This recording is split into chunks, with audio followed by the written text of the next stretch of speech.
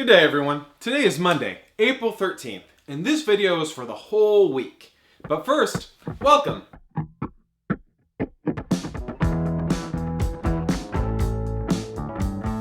Hello, everyone. It's me, Mr. Marr, with Computer Science Virtually, coming at you live from my kitchen. And by live, I mean pre-recorded. Anyway, today's video is for the whole week, Monday the 13th through Thursday the 16th. As such, this video is just a little longer than the others have been so far. So let me start with a brief overview, like a table of contents. Mr. Marr, but if the video is already long, won't talking about all of this just make it even longer? Get out of here! Oh, we're supposed to be social distancing.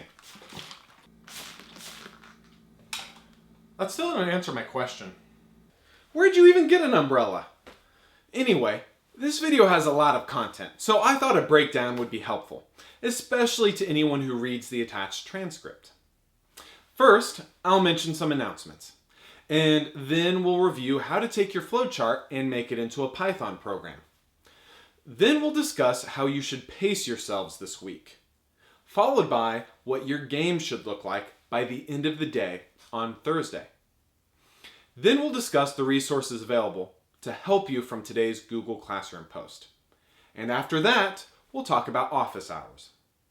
So, the announcements. Many of you probably already know that we're supposed to be done with instruction or done with schoolwork by May 7th. As such, our games are still due on the 4th. That was the original due date. That's 3 weeks from today. That's also why I'm giving you the whole week to work on them. But how do we work on them? What if we haven't started yet? Well, I want to remind everyone of how to take your flowcharts and make them into games. First, start with each bubble on your flowchart and treat them as their own functions.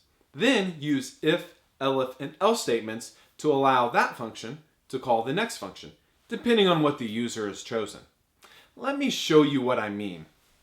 Let's say your game is about going to work or trying to get to school or something like that. You can start with your start. And remember, this is your flowchart. And your start will then go into your options. Maybe I'm going to bike. Or maybe I'm going to walk. So when you program and you try to take your flowchart and turn it into your game file, you're going to treat this as a function. So your start function will give the user some kind of context. It can print how are you going to get to work, or you need to get to work, or you need to get to school. It's going to give the user some kind of context for the situation that's going on. So we're printing our context. And then, and this is pseudocode, by the way, that should look familiar. And then after the context, we need to get something from the user, some kind of input to know what they're choosing. So maybe choice equals input, whatever it is they type in, whether it's bike or walk. And then we have our if statement. Our if they choose bike.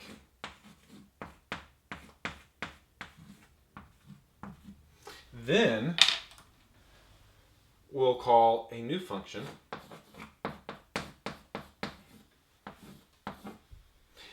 Or we use our elif. They choose walk.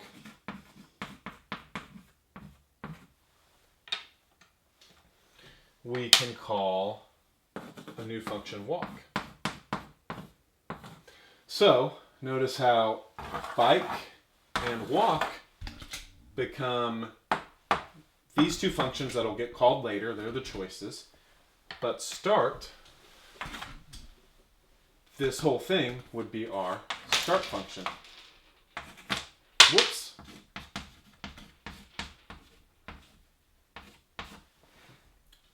Now, this is pseudocode. Remember, this isn't proper syntax, but it gives you an idea of how to set it up.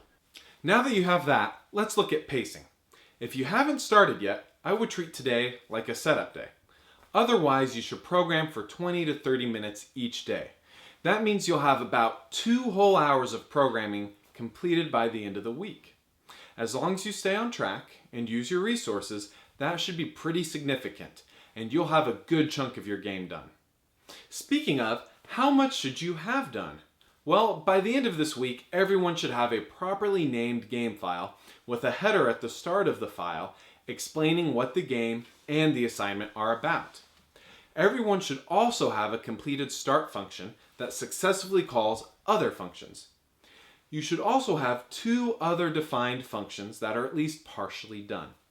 And you should have comments at each function explaining what each function does.